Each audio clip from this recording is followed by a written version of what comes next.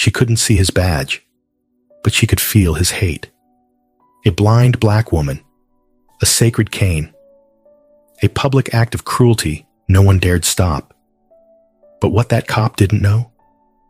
Her son was a federal prosecutor. And what began as humiliation was about to spark a reckoning the whole town would feel. Dear viewer, what you are about to witness is not just a story.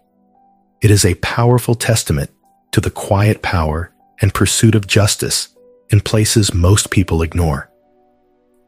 If this is your first time here, I warmly invite you to share where you are watching in the comments below. And if stories like this move you, challenge you, or make you think, consider subscribing and clicking the bell icon. We share voices that deserve to be heard every day. Thank you for being here. Now, let's get into the story. There's something sacred about mornings in Franklin Square, Georgia. Long before the city's heartbeat kicks in, before horns blare and screens light up, the world here hums in a quieter frequency. The wind tiptoes through sycamore branches. The air is clean, crisp, and touched by magnolia and memory. And most mornings, if you were up early enough, you'd see her. Claudine Hayes. 76 years old, blind since she was 48, and still moving through the world with more grace than most ever find. Wrapped in her faded lavender shawl, cane in hand, she moved like water, smooth, unhurried, intentional. Her footsteps followed a route etched in years of habit, down the cracked sidewalk from her modest brick home, past the bakery that always smelled like cinnamon, across the little footbridge that split Franklin Square in two. To the rest of the town, Claudine was Miss Hayes. To some, she was the woman who hummed hymns on park benches and told stories with her hands. But few truly knew her. What she'd seen in her younger days, what she'd survived to still be standing. Fewer still knew the quiet strength coiled in her soul like a tightly wound spring, and the name she never wore on her sleeve, mother of Major Adrian Hayes, United States Army. But Claudine never flaunted that. Pride wasn't something you wore in this town. You carried it in your spine, in your silence, in the way you got up every day and kept walking, no matter how many times the world told you to sit down. That morning was no different.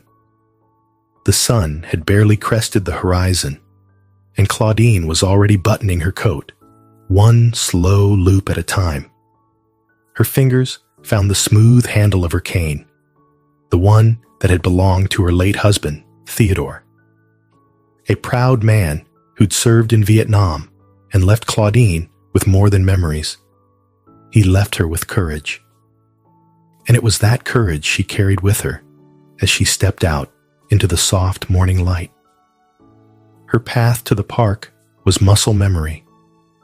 She didn't need sight to navigate these sidewalks. The trees whispered directions. The wind warned of corners. The click of her cane tapped out a familiar song, one of independence, one of rhythm and resilience. Claudine didn't walk for exercise. She walked for something deeper, for connection, for control in a world that so often tried to take it from her. But what she didn't know, what none of us could have guessed, was that this particular morning would be different. That something cruel was waiting just around the bend. That a man in uniform, with a badge on his chest and something darker in his heart, was about to try and take the one thing Claudine guarded most dearly, her dignity. And in doing so, he would set off a chain of events that would shake this quiet southern town to its very core. It happened in broad daylight. No shadows to hide in. No excuses to fall back on. Just sunlit truth stretched across the paved paths of Franklin Square. Claudine Hayes was halfway through her morning walk when she heard it, the crunch of boots on gravel. Not the polite scuffle of joggers or the idle chatter of dog walkers. This was different. It was the kind of sound that changed the air. Purposeful, heavy, a presence trying to announce itself. She paused, tilting her head slightly. Her cane tapped forward once, then held. Stillness. "Ma'am," the voice said. Clipped. Cold. Not a greeting, not really. More like a warning wrapped in forced civility. Claudine turned slightly toward the voice. She could feel the eyes on her. Sharp, scanning, not seeing her at all. "I'm fine, thank you," she replied, as calmly as a Sunday hymn. "Just walking." "You out here alone?" he asked again, and this time it wasn't a question. It was an accusation dressed as concern. "I know this park like the back of my hand," she answered, still polite, still rooted in that quiet dignity she wore like armor. "Walked it nearly every day for the past 20 years. He let out a low, sharp laugh, not one of humor, one of disbelief. "Well, that might be part of the problem." She didn't respond to that. She knew the game, knew how men like this worked. Slow erosion, not immediate collapse. Disrespect served in whispers before it's shouted. "You should really be more careful," he added, stepping closer. "World ain't as kind as it used to be." She lifted her chin a fraction. "Number it's not." There was silence, tense and tight, like the moment before thunder. And then, "Let me see that for a second." Before Claudine could react, his hand closed around her cane. It was so fast, so unexpected, that for a moment she thought she imagined it. But then came the tug, the firm, unyielding pull. Her fingers resisted, but not enough. The cane slipped from her grip. "What are you doing?" she asked, panic threading through her voice. Her balance shifted, faltered. She reached out instinctively, her hand searching for something solid in the invisible world around her. And then, in a moment that would replay in her mind for weeks to come, she heard it. Crack. A clean, brutal snap. Her cane, Theodore's cane, the one that had been with her longer than any person still living, was broken in two, like a twig under a boot. Silence. So loud it rang. She stood there, stunned, her breath caught somewhere between her chest and her throat. The broken halves of her cane hit the ground with a soft, final clatter. The officer, badge number 214, according to the nameplate she'd never seen, but would soon come to know too well. Officer Stephen Klein. Tossed the pieces at her feet like trash. "Next time, ma'am, don't get smart," he muttered, voice thick with contempt. "Some folks might not be as patient as me." And just like that, he turned and walked away. Claudine didn't move. Not at first. She stood in the middle of Franklin Square, under a sky too blue for something this cruel, her shoulders square, her hands shaking. Her fingers reached slowly downward, brushing against the splintered wood, one piece still warm from her grip, the other lying half in the grass, exposed like a wound. People were nearby. She could hear them, the whispers, the silence, the discomfort, the complicity. No one said a word. She knelt, slowly, painfully, and gathered the remains. Her heart beat fast, not from fear, but from the violation, the humiliation. And yet, she stood. Claudine Hayes stood, shaking, yes, but standing. She didn't scream, didn't cry, didn't curse the heavens. She did what she had always done. She walked, one foot at a time, step by trembling step, palms out, feeling the air, guiding herself by memory, by faith, by sheer will. Past the bench under the oak tree, past the bakery, past the place where someone should have helped, but didn't, all the way home. And when she got there, she wrapped the two halves of her cane in an old linen napkin and placed them gently on the kitchen table like a broken heirloom. She sat beside them and waited for the shaking to stop, for her breath to steady, for the weight of what had just happened to settle into the corners of her house like dust. She didn't call anyone, not at first, but she didn't have to. James Monroe, the young man who ran the coffee cart near the bridge, had seen it all. His hands had trembled on the coffee cups. He hadn't intervened. He was 19, scared, and still learning how to carry the weight of being a black man in a white man's world. But he had done something else. He had recorded it, quietly, shakily, on his phone. He hadn't meant to capture something historic. He just knew what was coming, felt wrong, and he pressed record before Officer Klein ever opened his mouth. Later that day, when he walked the half-mile to Claudine's house and knocked on her door, she didn't say a word when he held out the phone. He played the video. She listened. Every word, every moment, every splintering second of the cane being snapped. When it ended, she closed her eyes. James whispered, "I'm so sorry." She nodded once and said, "It's not your fault." Then after a long silence, she added softly, "But it is someone's." What neither of them knew, what not even Officer Klein could have imagined, was that this act, committed with smug impunity under a bright Georgia sky, had just set something powerful in motion. Not rage, not revenge, reckoning.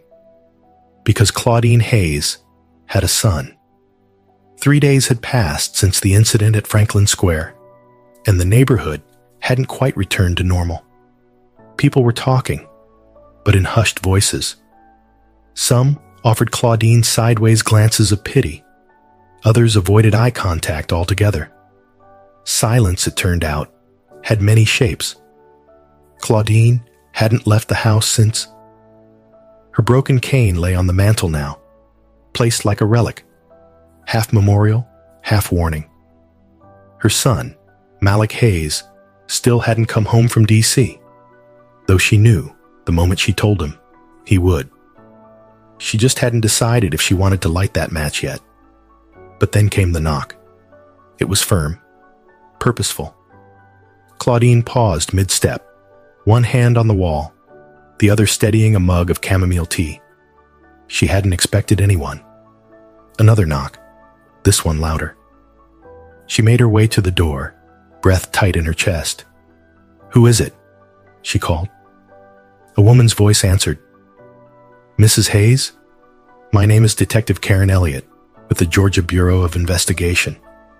I'd like to speak with you. May I come in?" Claudine hesitated. She hadn't called the GBI. Had James? She opened the door a crack, enough to see the woman's silhouette. Tall, mid-40s, dressed plain, but with purpose. A badge hung from a leather necklace around her neck. "What's this about?" Claudine asked. "There was a complaint filed about Officer Stephen Klein," the woman said. "He's being investigated for excessive use of force. But that's not why I'm here." Claudine opened the door a little wider. "Then what is?" The detective stepped closer, voice lowered. "Because you're not the first, Mrs. Hayes. I've got 3 complaints in the last year. Same officer, different victims. But none of them stuck. No footage, no witnesses. But now," she gestured subtly toward the house, "now we have you. And I hear there's a video." Claudine's breath caught. "James." Detective Elliott continued. "I'm going to be honest with you. If you decide to testify, this isn't going to be easy. Officer Klein's protected. He's got friends in all the right places. and enemies in all the wrong ones. But if you're willing, we could bring all of this into the light. Not just what happened to you, what's been happening for years. Claudine stood there, stunned. Not because she didn't believe it, but because a part of her had always known. That what happened to her wasn't an isolated storm. It was part of a pattern, a weather system that had been raining down for generations. Her fingers tightened on the doorknob. Her tea had gone cold. Finally, she nodded. "I'll do it," she said. Detective Elliot didn't smile. She just nodded in return, as if understanding the weight of what had just been set in motion. And in that moment, Claudine knew. This wasn't just about her anymore. It never had been. The sun over Atlanta didn't seem to shine the same after Malik Hayes saw the video. He had just wrapped up a long shift at the Department of Justice in D.C., reviewing a federal case, when his phone buzzed with a message from a name he didn't know. James Liu. The message was short. "You don't know me, but I know your mom. You need to see this." Attached was the video. At first, Malik thought it might be a scam, but then he hit play. What he saw turned his blood cold. The image was shaky, captured from behind a coffee cart, but the scene was unmistakable. His mother, standing, blind, proud, unarmed, and Officer Stephen Klein looming over her like a storm. The crack of her cane snapping in two was louder than the screams Malik had heard in war zones overseas. But worse was the silence that followed, the indifference, the people watching, doing nothing. Malik didn't finish the video. He was on the next flight to Atlanta. Back in Franklin Square, the streets buzzed with an eerie calm. People went about their business, but the square itself had changed. What once was a place of morning walks and community laughter now felt like a stage, where something sacred had been broken. At 6:42 a.m., just as the first morning joggers passed the bench under the elm tree, Malik stepped out of a taxi in front of his mother's house. He didn't knock. He still had a key. "Ma?" he called gently, the screen door creaking behind him. She was sitting by the window in her chair, just like always. The cane, what was left of it, lay beside her like a ghost. "I knew you'd come," Claudine said softly, not turning to face him. Her voice was calm, but her hands gripped the armrests too tightly. Malik stepped in and took her hand. "Why didn't you call me?" "I didn't want to bring this to your doorstep. You're doing good work up there. You've got a life." "You are my life," he said, dropping to one knee beside her chair. "You are the reason I do what I do." Claudine smiled, but there was sadness behind it. "Then maybe it's time you did it here." He didn't say anything for a long while. Then quietly, "They don't know who you are.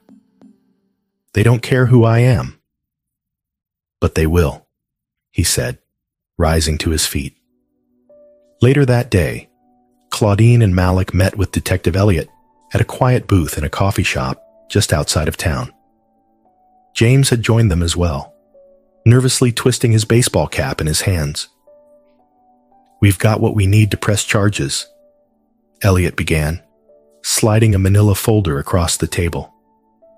"But we both know that with the politics in this town, it might not be enough. That's why your name matters, Malik." Malik opened the folder. "How so?" "You're not just a citizen. You're Assistant U.S. Attorney Malik Hayes. You were born here. You built your name on service, truth, and accountability. The moment people realize who Officer Klein laid hands on, the pressure will shift." "I don't want to make this about me," Malik said. "It's not," Elliot replied. But it is about what your name represents.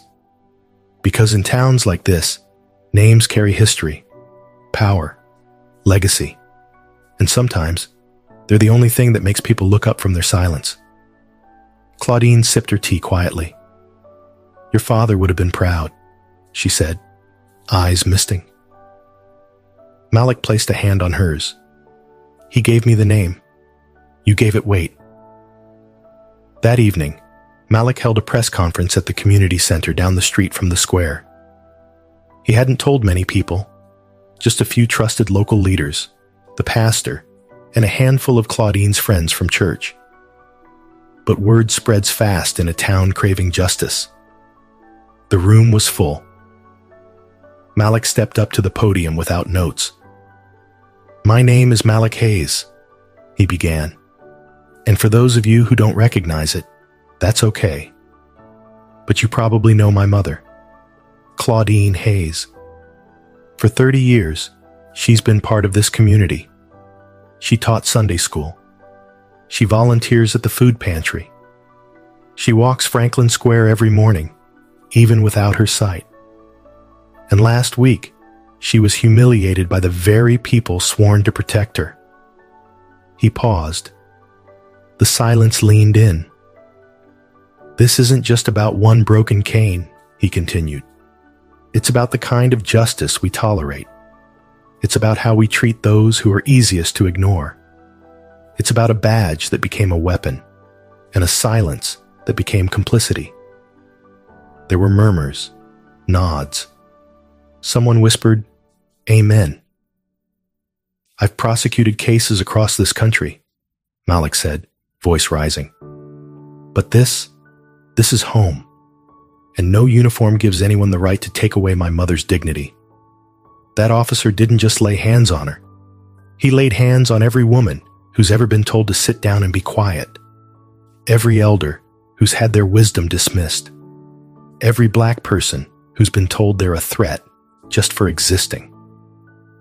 He held up the broken cane. Its jagged edges looked almost ceremonial under the lights. "This cane isn't just broken. It's evidence. It's a symbol. And starting tomorrow, we're going to make sure it speaks louder than the silence that let it break." The crowd erupted, not in rage, but in resolve. Afterward, as Malik stood beside Claudine beneath the wide southern night sky, she reached for his arm and whispered, "You did good, baby. You're doing it the right way." Malik looked at the cane in her hand, the new one, sturdy and strong.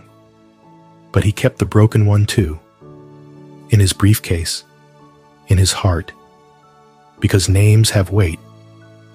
But stories carry legacy, and theirs was just beginning. By the following Monday, the atmosphere in downtown Atlanta wasn't just tense, it was electric. A quiet town that had long relied on whispered conversations and shrugged shoulders now buzzed with something unfamiliar: accountability. The morning after the press conference, headlines spread across regional news sites. Federal prosecutor calls out local officer in alleged abuse case. Son of blind victim demands justice and has the receipts. It wasn't just the content that caught attention. It was the name, Malik Hayes. And behind that name was a mother, a cane, and a town that had looked away for too long. Inside the Fulton County Civilian Oversight Board, there was movement like never before. The board, long criticized for being little more than symbolic, now had to act. Not because they suddenly found their courage, but because the spotlight had turned on them. The press was calling. Civil rights attorneys were circling. Elected officials were being tagged on social media every 5 minutes. And most importantly, the people were watching.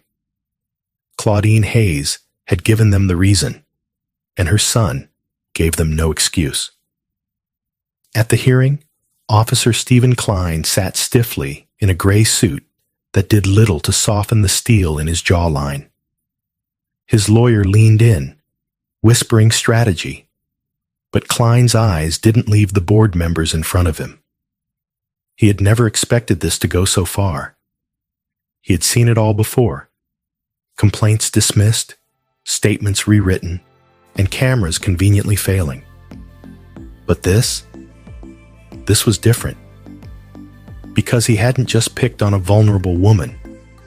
He'd picked on a woman whose son happened to know the entire playbook. And now that playbook was being rewritten. Malik sat across the room from Klein, the broken cane in a clear evidence bag on the table before him. He wore a simple dark suit again. No lapel pin, no federal ID visible, just a quiet presence. Calm, resolute.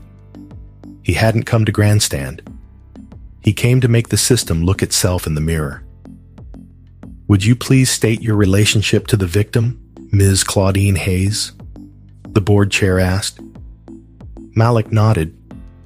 "I'm her son, but I'm also a former assistant U.S. attorney who's handled use of force investigations on the federal level. I know what misconduct looks like, and I know when systems protect it." There was a shift in the room. Board members leaned forward. Reporters tapped furiously on their keyboards. Malik continued, "This is not about embarrassment. This is not about one officer having a bad day. This is about power. Power used not to protect, but to humiliate.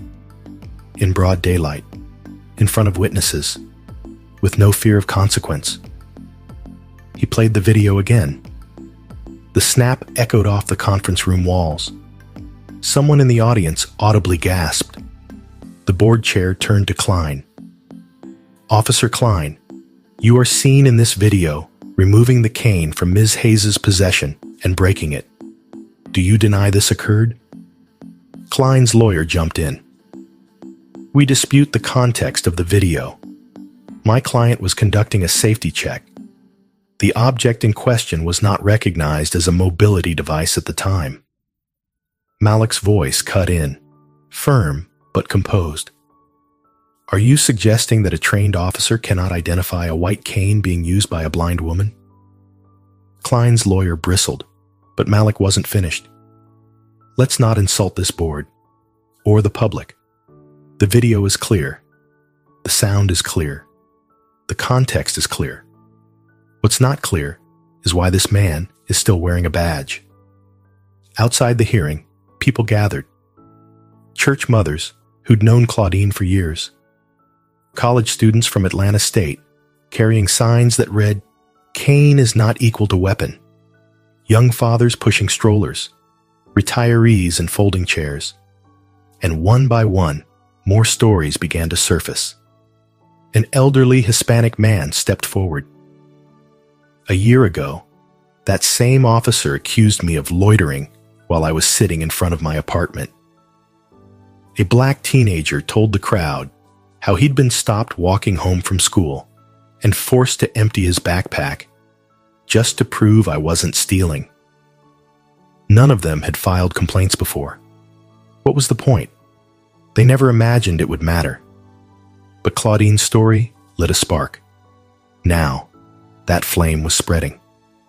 Back inside, the tide had clearly shifted.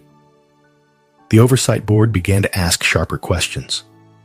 One member, a former judge, leaned in toward Klein. "You were the only officer on duty in the area that morning. Multiple witnesses verify you approached the victim without provocation. Do you understand what the legal definition of harassment is, Officer Klein?"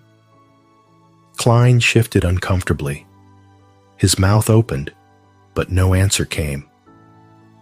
Malik didn't smile. He didn't nod. He simply met Klein's eyes. "You did this in public. Now you answer in public."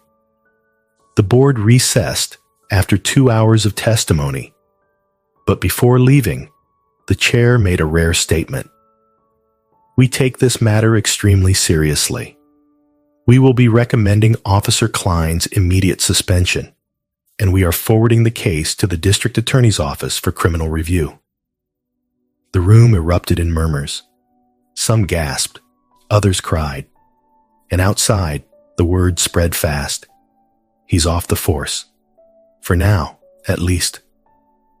That night, Malik sat on the porch of his mother's home, the cicadas humming gently around them. "You stood tall, son," Claudine said, her voice stronger than it had been in weeks.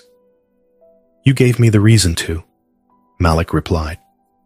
She reached over and tapped his hand with her fingers. "I didn't think I'd live to see the day someone like him get held accountable. Not in this town." Malik looked out toward the square, dim in the distance. "We're not finished." But they blinked, Ma. And sometimes, that's how the wall starts to crack. She nodded, silent, proud. Because today wasn't just about a name, a title, or a press conference. It was about a stand. And this time, the system looked back and blinked. The morning sun spilled gently across Franklin Square, casting soft shadows that danced between the park benches and cobblestone paths. The breeze carried the scent of magnolia and old memories. It was quiet, but not the kind of quiet that felt heavy anymore. It was the kind that follows storms. Claudine Hayes stepped onto the sidewalk in front of her house, a cane in her hand. Not the one that had been broken, but a new one, carved from polished oak, with her initials etched near the handle. It felt different, firmer, steadier, but it was more than just a tool. It was a statement. She was still walking, and today she would walk where it all began. The news had traveled far beyond Atlanta by now. National networks had picked up the story. Blind Woman's Assault by Cop Sparks Civil Rights Review. Son, former prosecutor, holds officer accountable in landmark local case. But for Claudine, the real shift wasn't on TV. It was in the way people greeted her now. At the bakery, someone had left her favorite scones in a paper bag with a note. "Thank you for your courage."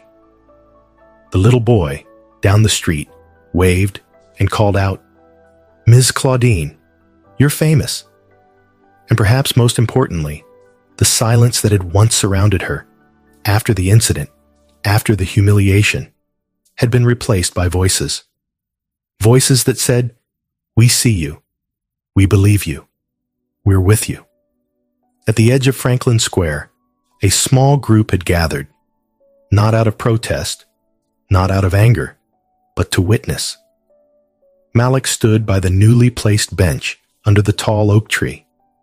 A bronze plaque had been affixed to its backrest, freshly polished, in honor of Claudine Hayes, for every step taken in strength and every voice raised for justice.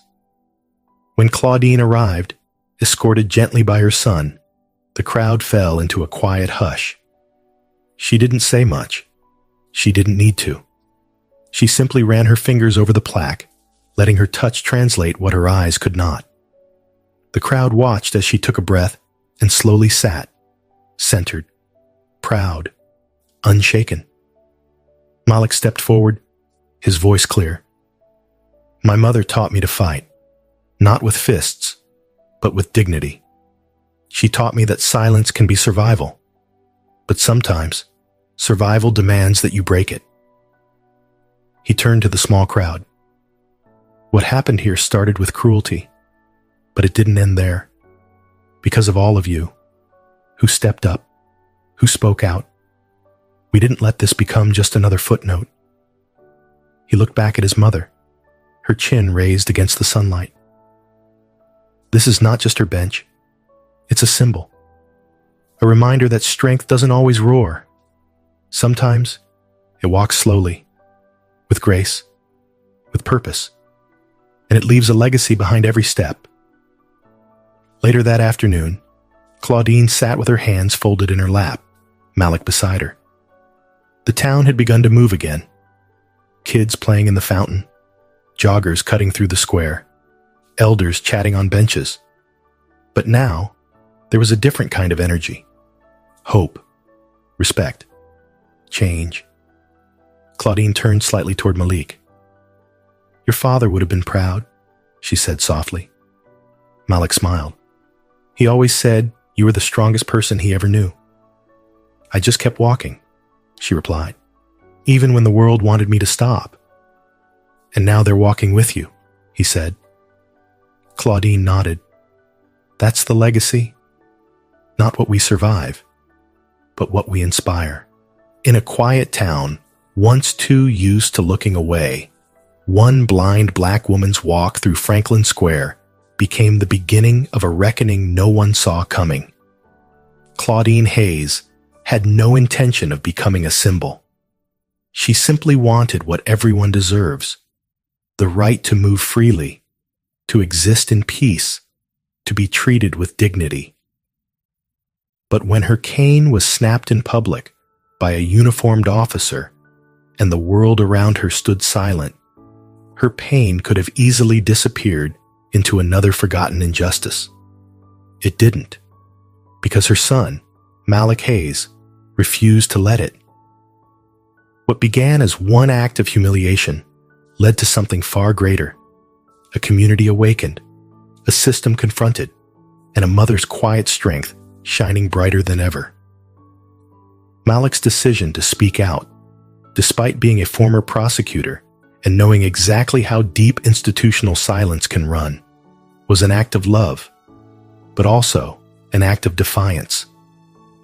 He chose truth over comfort, and because of that, others found their courage too. From a coffee vendor who captured the moment to a young mother who spoke up despite her fear, people began to reclaim their voices. And in doing so, they helped restore the one voice that had been momentarily stripped of power: Claudine's. Her story reminds us that strength doesn't always come wrapped in grand gestures. Sometimes, it's in the steady rhythm of footsteps on a sidewalk. Sometimes, it's in the quiet resolve not to back down. And sometimes, it's in raising a child who knows when to say, "Enough." The lesson? Justice doesn't begin in courtrooms. It begins with people, ordinary people, refusing to be invisible. It's in standing by those who've been silenced, challenging the norms that keep systems comfortable, and choosing courage even when the room gets quiet. We all have the power to disrupt injustice, not always with noise, but with conviction. So, if this story moved you, inspired you, or made you think differently, even just for a moment, we invite you to like, subscribe, and share this video. Your support fuels stories that matter. It gives voice to those who've been overlooked and power to those who are ready to rise.